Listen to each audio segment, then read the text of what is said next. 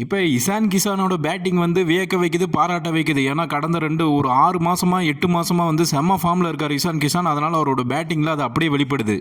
But இந்தியாவுக்குள்ள our reentry கொடுத்ததுலேருந்து செம்ம super performance இருக்கார். கம்பீர் இப்போ என்ன பண்ணுவார்னா, இசான் கிசானை எப்படியாவது நம்ம 11ல் ஃபிட் பண்ணலாமா அப்படின்னு யோசிச்சாருன்னா கண்டிப்பாக அங்கே தான் மிகப்பெரிய ஒரு இது வருது.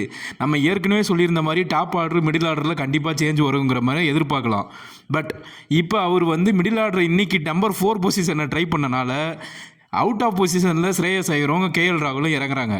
இது வந்து ஓவர் நம்ம வந்து 30வது ஓவர் 40வது ஓவரில் இறங்குறாங்கங்கிறது அது அடுத்த கட்டம். ஆனால் ஒரு பேட்டிங் ஆர்டரில் இசான் கிசான் வந்து நம்பர் 4க்கு வந்துட்டனால இப்போ ஸ்ரேயஸ் ஐயரோ கேஎல் ராகுலுக்கோ அவங்க தலை மேலே ஒரு வந்து கத்தி தொங்குற மாதிரியே ஒரு ஃபீல் வரும். இப்போ இதை வந்து எப்படி எதிர்கொள்ள போகுது, ஃப்யூச்சரில் இதே மாதிரி தான் கொண்டு போக போகிறாரா அது கம்பீர், அந்த ரொட்டேஷன் பாலிசியா, இல்லை என்ன பண்ண போகிறாரா, இசான் கிசானுக்கு தொடர்ந்து வாய்ப்பு கொடுக்க போகிறாரா, இல்லை நம்ம ஏற்கனவே செட்டிலான ஆர்டரை வச்சு போகிறாராங்கிறத இப்போ $1 மில்லியன் கேள்வி. பட் எனக்கு என்ன தோணுதுன்னா, இசான் கிசான் வந்து கன்ஃபார்மாக பிளேயிங் லெவலில் வச்சு விளையாடலாம் அப்படிங்கிற முடிவுக்கு கம்பீர் வந்துட்டாரோங்கிறத யோசிக்க வைக்குது.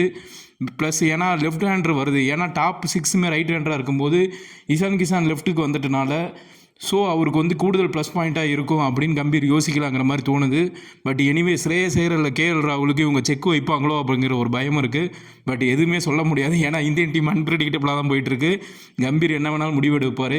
ஏன் கம்பீர்னு சொல்கிறேன்னா, கம்பீர் தான் இப்போ அத்தாரிட்டியாக இருக்கார். அவர் சொல்கிறத அப்படியே கில்லு கேட்டுட்டு அவங்களோட ரேப்போ வந்து செம்மையாக இருக்க மாதிரி தான் தோணுது. பட் பார்ப்போம் என்ன சேஞ்ச் நடக்குதுன்னு.